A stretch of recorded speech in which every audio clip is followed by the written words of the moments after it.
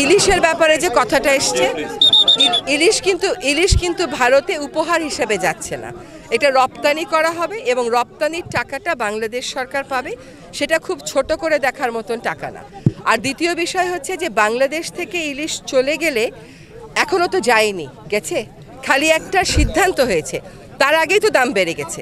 কাজে রপ্তানি হলে দাম বাড়বে এই কথাটা ঠিক না।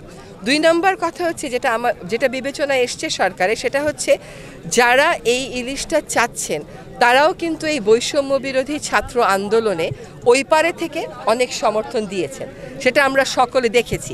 কাজেই আমরা খুব সহজ কতগুলো কথা বলে ফেলি, কিন্তু আপনি যে প্রশ্নটা করেছেন আমার কাছে যে হিসাবগুলো আছে আমি আপনাকে দিয়ে দিব, আপনি দেখে নেবেন। একটা কথা হচ্ছে যে সরকারের মন্ত্রণালয়গুলো যেন একসাথে বসে এই ব্যাপারে একটা সিদ্ধান্ত নয়। আমার ধারণা যে সিদ্ধান্তটা এসছে এটা আসলে একটা উচ্চ পর্যায় থেকেই আসা সিদ্ধান্ত।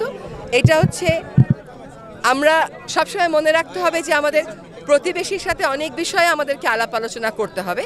আমরা সেই আলোচনার দ্বারটা ছোট ছোট বিষয়ে বন্ধ হয়ে যাক, এটা চাই না।